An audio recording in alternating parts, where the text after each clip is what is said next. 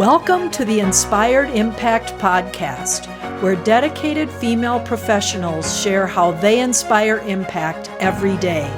Authentic stories, passionate commitment, lives transformed. I'm your host, Judy Carlson. Welcome to today's episode of the Inspired Impact Podcast. You are going to hear from an amazing lady today, one whose life and experiences have taken her around the world. Libby Swenson, welcome to the podcast. Hi, Judy. I'm so glad to be here. Thank you for having me today.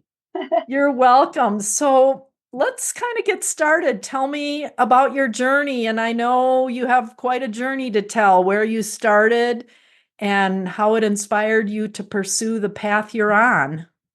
Yeah, sure, absolutely. I feel really honored to be here, excited to share a little bit of my story today, and hopefully other people can just be encouraged and also know that their lives can really make a difference in the world. I serve as executive director of Freedom 58 Project, which I'll be sharing about a little bit more. But my journey started I feel like, a very unique way, but one that was absolutely life changing for me. I should say life altering. Mm. Back in when I was a college student in the early 90s, I had the opportunity to go overseas for 3 months and work in an orphanage in a developing nation. And I was so excited about this opportunity. I thought, wow, I'm going to get to play with kids and I'm going to get to spend time with them and we'll play games and all of these kinds of things. Mm-hmm. But what I was presented with was something entirely different. I will never forget the day I landed in this particular location and got off the plane, met a friend, and she said, okay, we're going to go right to the orphanage. And we got on bicycles and rode to this orphanage. And I remember riding our bikes through this alleyway.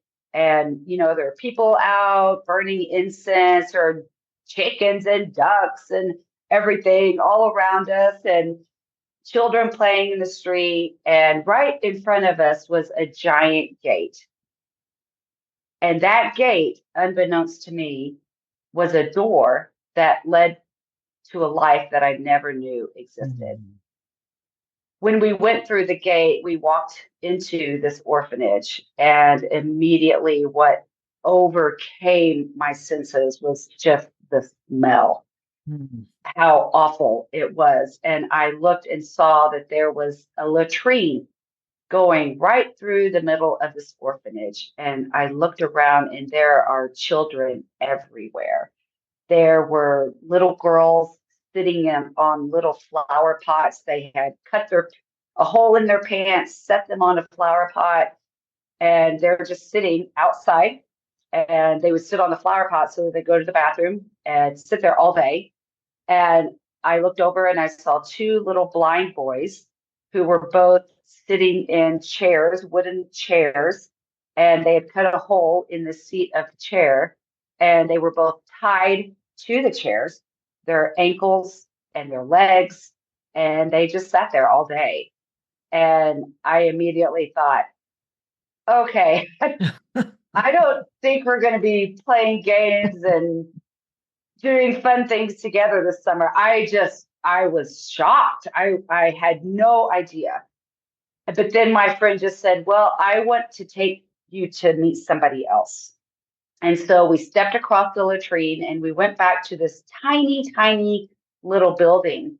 And we opened the door and it was really cold. It was dark. It felt wet.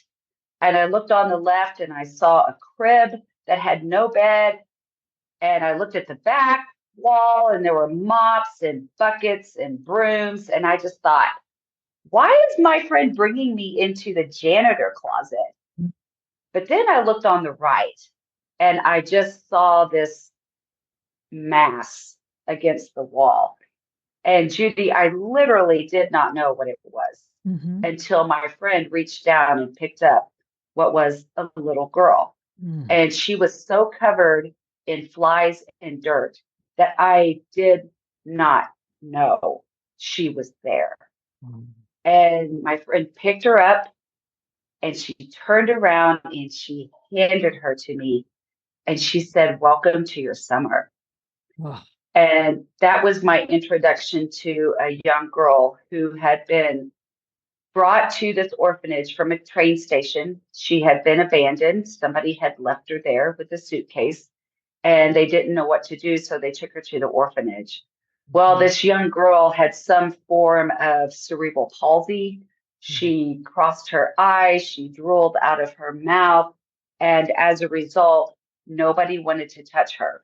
They Oh. thought this was either a result of her karma or she was contagious. So nobody wanted to touch her. And so what they would do is they would just set her on a little pot all day long, tear her pants, set her on the pot, and she would sit there all day. At night, they would put her in the crib with no mattress and tie her with ropes inside of this bed. So my job every day was to take care of this little girl and Wow. basically to help her realize the dignity that Mhm. she already possessed Wow. and help give her life.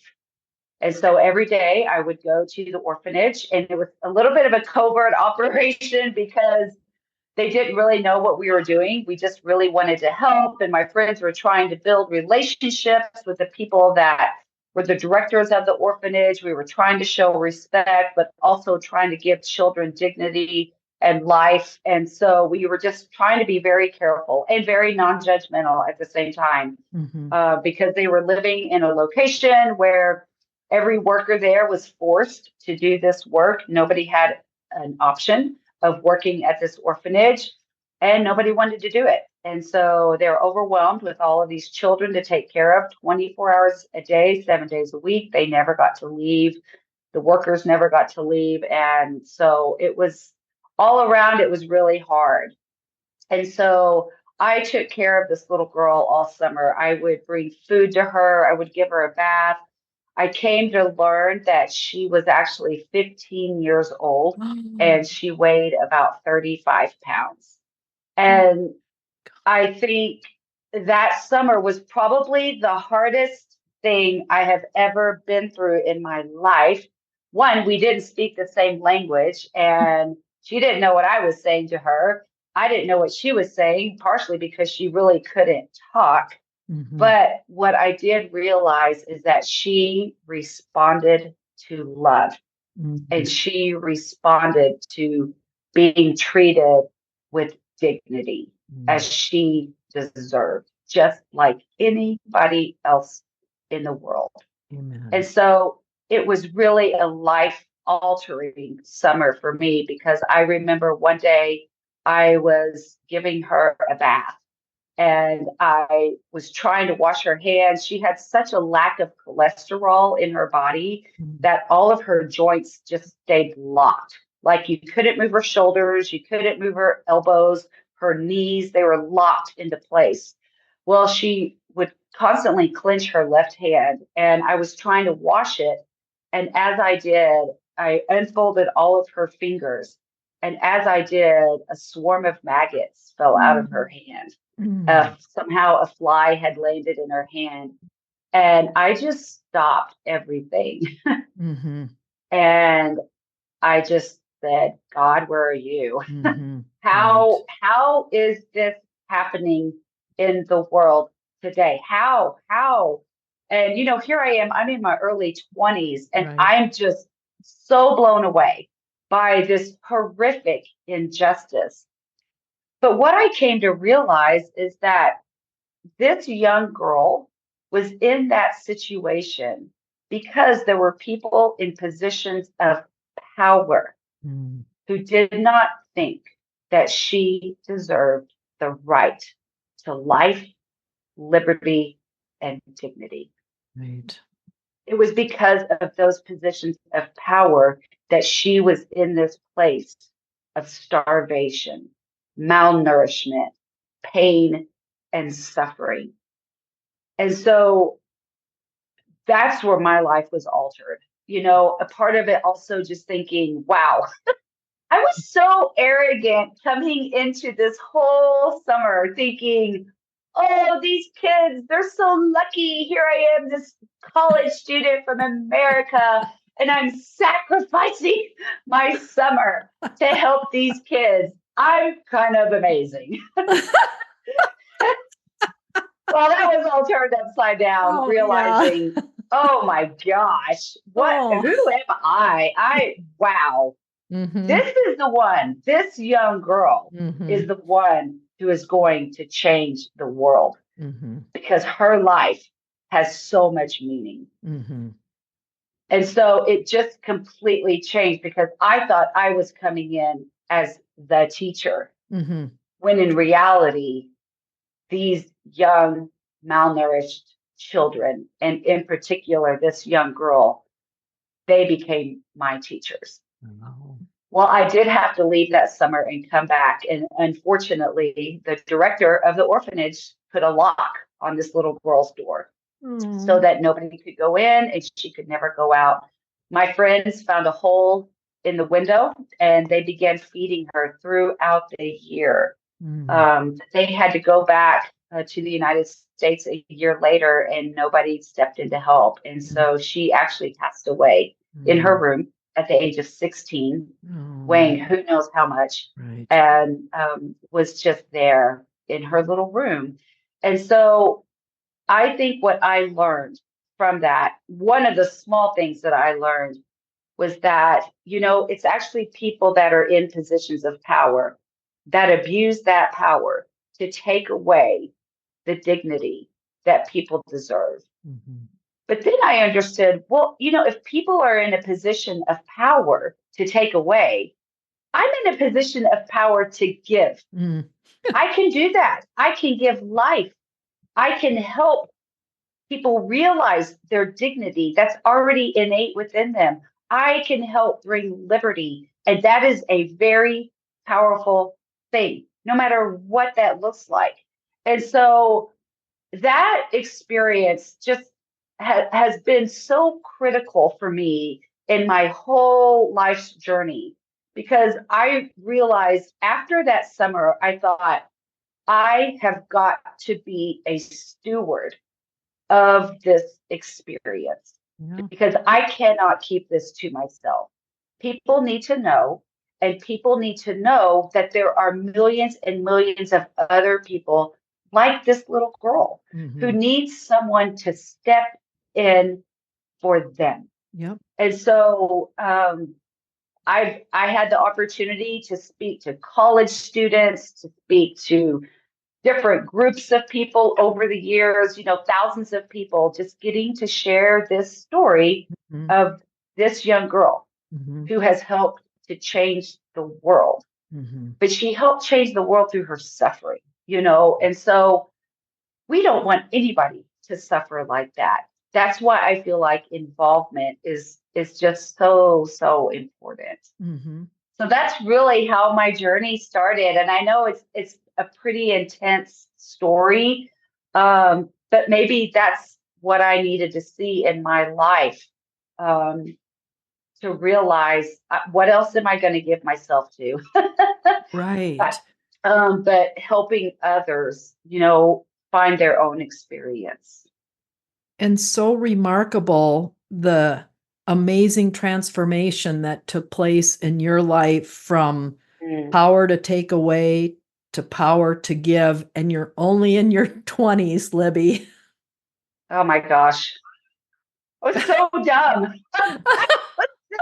Trying to figure it all out. Oh, man. Well, you're not Oh, in your goodness. 20s anymore, but you've had quite a journey since then. So tell us a little bit more Yes. about that. Yes, absolutely. Yes. Well, so, I kind of continued further on and I decided I wanted to just share my story. And so I had a lot of speaking engagements, was very involved in that, wrote some papers on it, different things like that.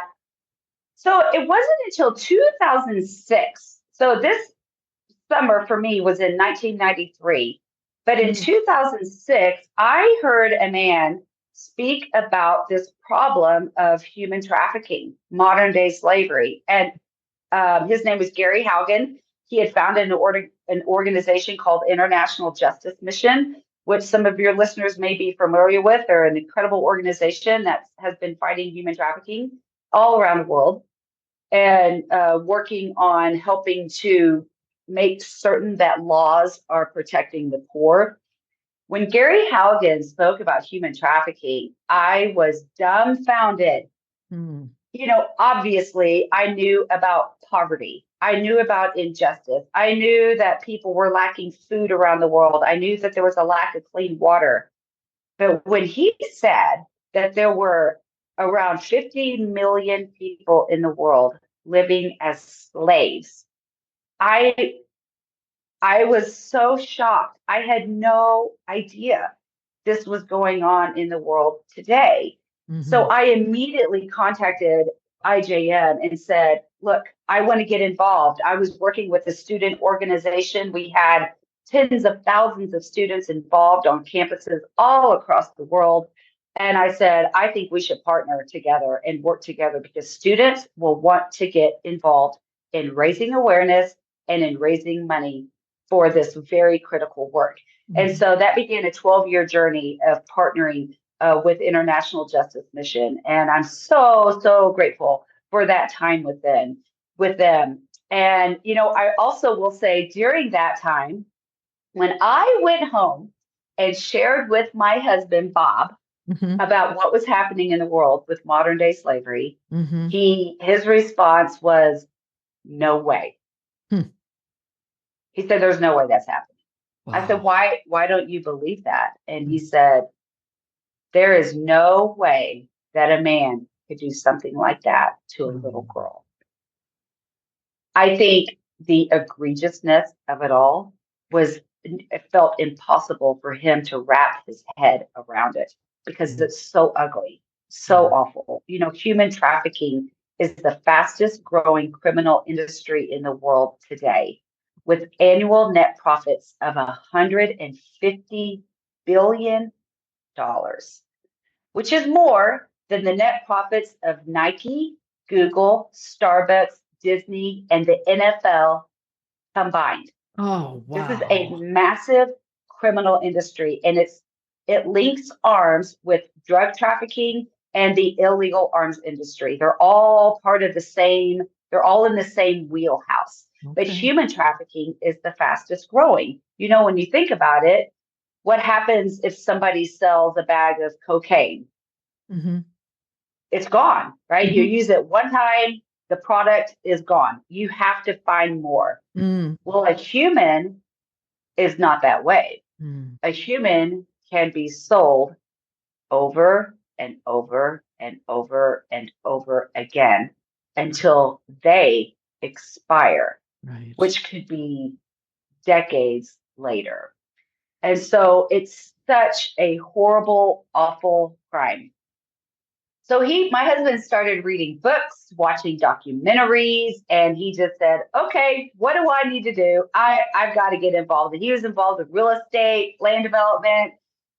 So he said, what am I going to do? Well, one summer we were in Beaver Creek, Colorado, walking through an art fair.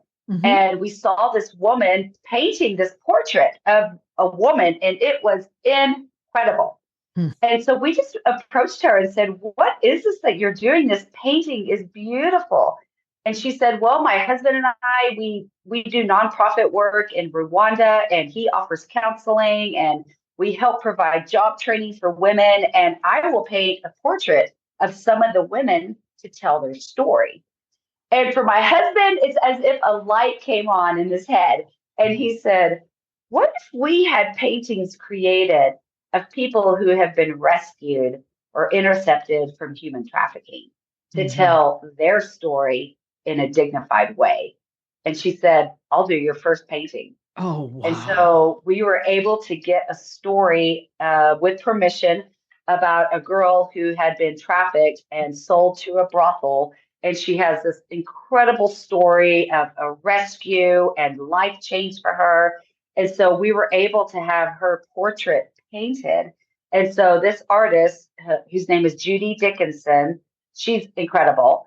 She painted a portrait of this young girl, and we were able then to take a picture of that Mm-hmm. and send it out to artists all across the country with the vision of here's what we want to do. We Mm-hmm. want to help fight human trafficking in a very dignified way through art. We want to collaborate with organizations who are rescuing, who are intercepting, who are helping women, who are helping restore women and girls who've been rescued. And we want to tell the story. And the response was immediate. Overnight, artists just started getting back with my husband, Bob, and saying, I want to get involved. This is so significant. I want my art to have meaning. Mm. And so, what started with one painting has now turned into over 250 pieces that we have of just paintings from all over the world, artists all over the country, all over the world, working with organizations internationally and locally to tell very powerful stories through beauty. And so that's what we are doing now. And we get so excited about it. And Judy, I know you came to one of our events last Mm-hmm. February where Mm-hmm. we were giving some art tours and Mm-hmm. had the opportunity to share the story. And I think the way it reaches people is very, very powerful. Right. And Judy was there sharing a piece of her artwork. Yes. Well, actually, that was Jamie. We had an Oh, artist, Jamie Nix Ron, who okay. lives in Vale, and she was sharing two of her pieces, which are incredible. I don't know if you remember seeing those, but I wow, do. Yeah. they're amazing. Just so beautiful. And we've got them on display here Mhm. too. What strikes me is the connection to such an ugly, horrible criminal industry to the beauty of the art industry. Yeah. I mean, Yes. I know. Who would have thought, who would have right? thought in that moment that's what your husband, all of a sudden the light bulb went on, and that's a connection that he made, Yes. and where Yeah. it's taking you guys since then, and the Yeah. the uh the information that's out there and shared across the world as a result of it. Um, Yeah. Something you said was people are rescued or intercepted. Those are Yes. two very different sides of Mm-hmm. human Mm-hmm. trafficking. Can you share Yes. a little bit about that? Yes, yes, absolutely, because it's important. In the whole spectrum of fighting human trafficking, there are so many ways people can get involved. I would say kind of on the left end of the spectrum, you've got education. People need to be made aware. They need to understand what it is. They need to know what can I do. Mhm, On the far right, I would say people need to be restored, mm, after they have been rescued, let's say from a brothel mhm, or some type of domestic labor type of condition. And rescue, of course, is so important. If somebody is not rescued out of that situation, how are they going to get out? right. What I like about interception is that it prevents the exploitation from happening in the Ah, first place. okay. So interception means as somebody is being trafficked, they are intercepted, Oh, meaning the organization I used to work for, Love Justice International, they work all over the world at places called transit monitoring booths. And so they work on international borders, in train stations, bus stations, airports, and their staff are looking for any type of sign of human trafficking. mm, Like, why is this girl look afraid and she's with this older man who looks very confident? Why are they going from Nepal into India together? Or maybe it's a guy. Why are three young girls with him that look like they don't know him? So they begin a questionnaire of asking them, like, where are you going? What are you doing? Do you have a phone number? Where you're going to be? What's the address of this company you're working for? How are you getting paid? All of the things. and they will do a questionnaire. And if they determine that this person is at high risk of trafficking, they will contact local law enforcement and aid in the arrest of that trafficker, and then help get the young victims safely home. And so that is such an important element in this fight against human trafficking, is Mm-hmm. to prevent it from happening in the first place, you know? Right. Wow. Totally. Yeah, and there are also other wonderful organizations. A lot of my friends are involved with.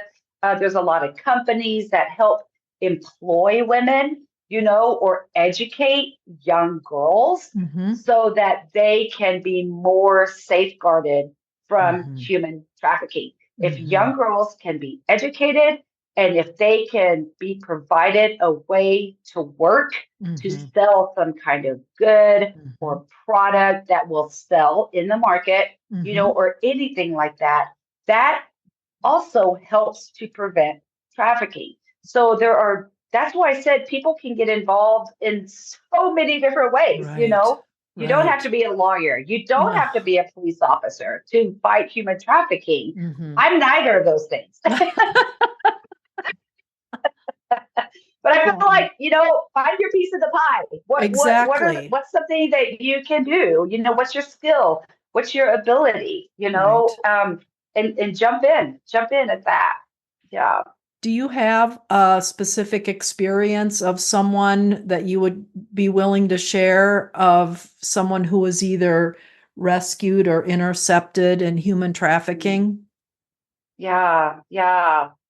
Wow. I feel like there are so many. One of our paintings is very, very powerful. It's of a young woman named Mina, and she was very poor, had a daughter, was married, and her husband left her. She lived in Nepal.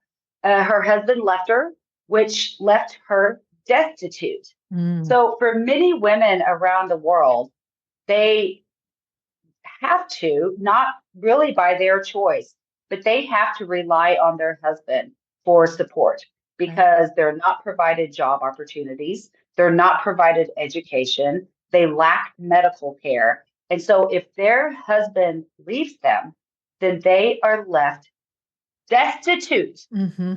So this young mom decided to move in with her daughter, with her parents in Nepal. And her parents were also very poor. And she just thought, well, I'm going to have to somehow provide for my family. So she found out about a local job agency that was sending people overseas.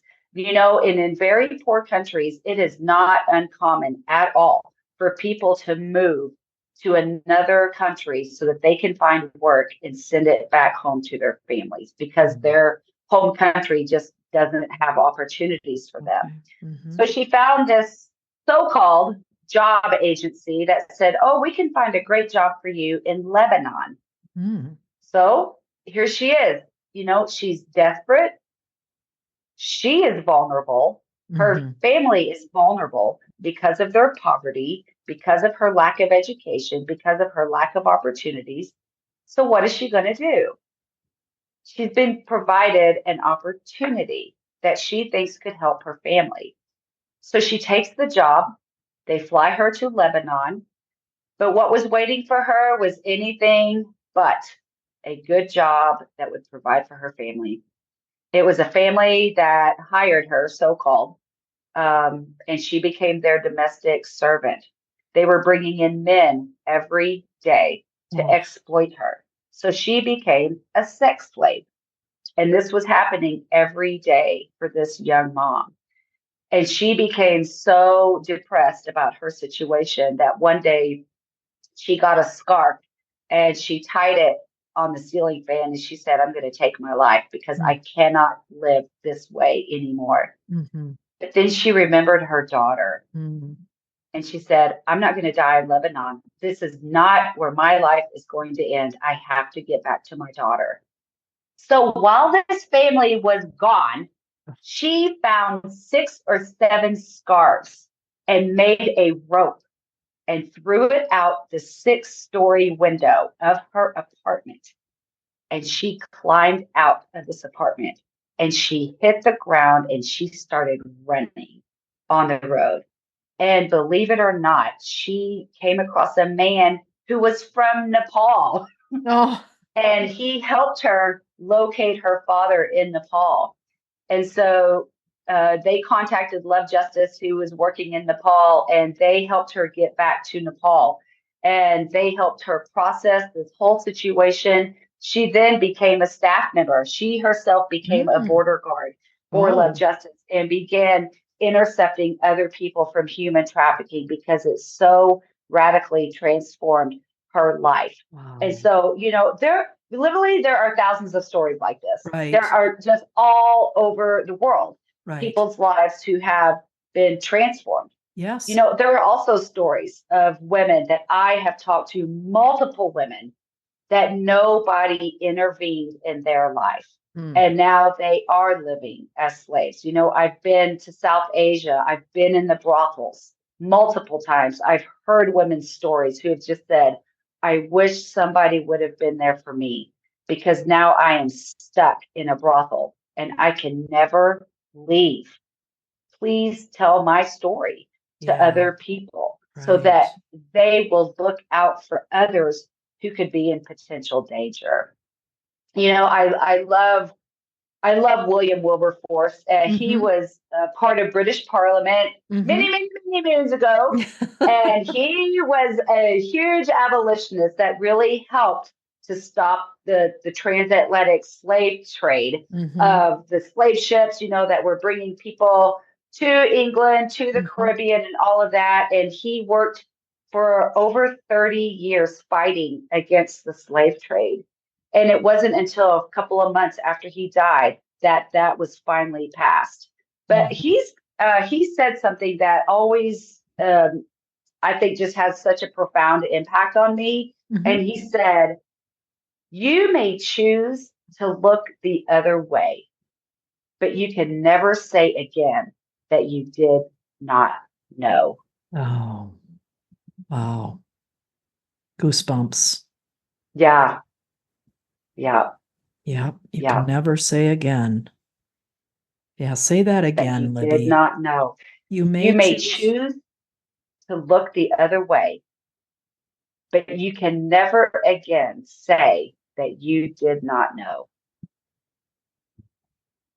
And boy, if that's not something I just need to keep in front of me every day, I don't know what is. I know. I know. Well, bless you, my friend. Wow. You are making a difference in so many lives. And it's not just you, but it's the teams of people that you put out there and that can do the things. And what strikes me too is that your life was transformed in would you say Mm. 1993 in your 20s. And 93, yes. look at you today, all these years later. And then that woman who went to Lebanon unknowing what she was getting into. And now she's back and her life is transformed. And now she's helping other people. And what better person to do that than someone who was trapped Mm, by it and yeah, sees and knows all the signs? That's what's remarkable to me. right. Wow. Yeah, remarkable. Yeah. Well, Libby, Remarkable. tell our listeners, it sounds like there's so many different avenues, facets, fingers, ways to get Mm, involved, how they connect with you, how they can get involved even in a small way to start making a difference if this seems like a passion of theirs. yes, right. Yes, absolutely. Well, again, everybody can play a role, Hmm. whether it's small, whether it's big. I think small ways are just as important as a big way. Hmm. It's like throwing a pebble into the ocean. It Hmm. may make a tiny drop in the ocean, but that pebble will make ripples, You and will. those ripples continue to go. And Yep. so small pebbles will make ripples. And so I think it's so important for people to know that. Hmm. Whether it's volunteering with us with Freedom 58, we are always needing help. Whether Hmm. it's making a monthly donation, even if it starts with $10 a month, that Hmm. makes a significant difference in people's lives. If it's just even like saying, "Hey, I want to be more educated so that I can talk to people about this. I want to learn. How do I talk to my kids about human trafficking? what do I do? You know, we're going to have a high school that's coming through our exhibit in October, and we're bringing in law enforcement to talk to these young high school girls about here is what you need to do to stay safe on social media, when you're making choices, when you're walking down the streets, whatever you're doing, here are the things you need to be aware of. And those things are so important. And so there are so many ways people can get involved. We've got an event coming up September 18th, next Wednesday, and it's going to be so much fun. We're calling it Sip, Savor, and Support. We're doing a gourmet popcorn / wine pairing, which is pretty cool. Yeah. Yes. Never heard of that before, but we're so excited about it. We're going to have a live jazz band. We are going to be giving tours of our art. I will be speaking about our work. We are working with Matt Humphreys, who is a broker here at the Village Workspace as well. And we are doing this event together. It's sponsored by the Denver Bronco Alumni Association. So we're going to have several former Denver Broncos here. If anybody's into that, you want to meet some former players, then we would love, love, love for you to come and learn more ways that you can get involved. Wow. And you're having these events regularly, and Yes. to come and, from my perspective, you can't possibly take in every story for every piece of artwork, but on an ongoing basis to stop in and start where you left off and read the next story and ponder the next piece of artwork. And they're very emotional stories. So they really, they are. really evict that emotion that we can have for these women and men too who are trafficked. So wow. Well, thank you. I'm excited to attend the event next week. And thank you, Judy. I'm so glad you're able to come. Yeah. And so this will be really, really great. So thank you so much for your time today, for sharing your story and impacting even more women through what you shared with us today. Oh, Judy, thank you for this opportunity. I'm so grateful for it. I just feel very honored to be on your podcast. So thank you. You're welcome. Thanks, Libby. Thanks so much for joining us for the Inspired Impact podcast. To listen to past episodes, please visit theinspiredImpactPodcast.com.